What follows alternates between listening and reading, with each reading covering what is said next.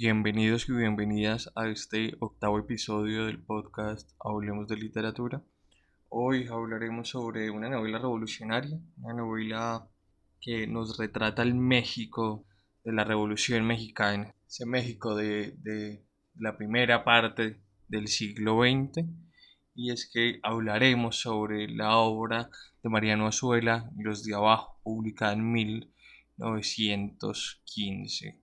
Así que sin más, sean bienvenidos a este nuevo episodio. La literatura. La literatura. Con la literatura. La literatura es un acto antagónico de la realidad, siempre es como el sueño. Bueno, y como un primer espacio de este episodio, leeremos un poco la contraportada que nos da esta edición del Fondo de Cultura Económico. Y es que ya nos da luces sobre la novela. Nos dice: durante la Revolución Mexicana, Mariano Azuela fue médico de la facción comandada por Francisco Villa. De ahí que algunas de sus más notables obras literarias estén inspiradas por aquellos hechos de armas. Entre ellas, Los de Abajo, redactada en 1915 en El Paso, Texas, sintetiza admirablemente lo que el escritor pensaba de la revolución y cómo él mismo vio su furia destructora. Se trata de una historia descarnada, concebida con sinceridad y la valentía de un hombre que nunca cedió a la tentación de adornar artificiosamente o falsear los acontecimientos, y escrita con un lenguaje directo que aúna la belleza a la sencillez. Esta contraportada me parece que funciona a modo de introducción, ya que nos dice pues cuál es la visión que se va a dar dentro de la novela por parte de Mariano Azuela, ya que una concepción total de la revolución y de los revolucionarios. Además ya nos dice que va a haber un lenguaje directo, que básicamente son la esencia del texto.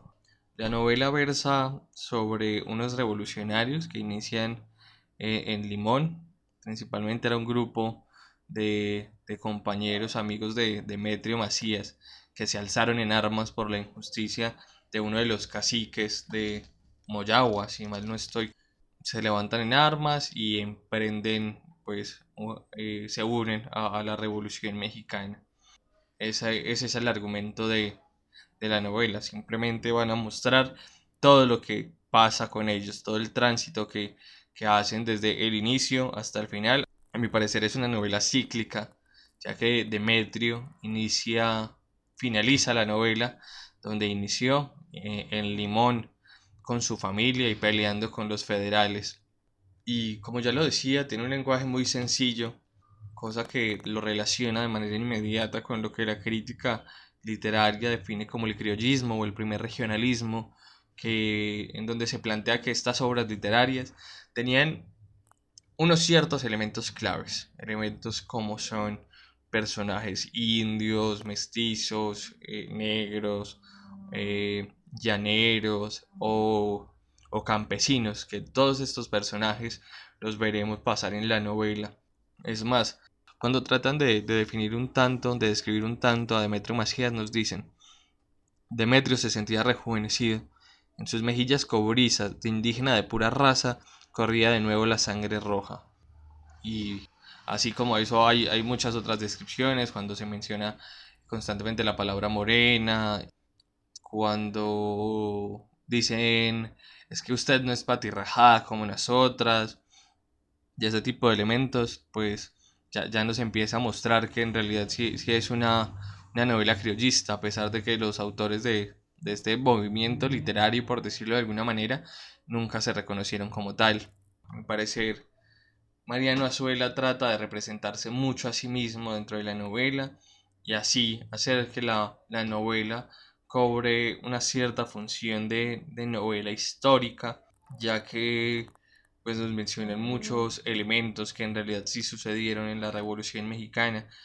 Nos hablan de la toma de Zacatecas, nos hablan del golpe de estado por parte de Victoriano Huerta, nos hablan sobre los maderistas, sobre los orozquistas, sobre Madero evidentemente, sobre Natera, Carranza y Villa, y cómo a este último lo empezaron a perseguir las tropas constitucionalistas al final de la revolución.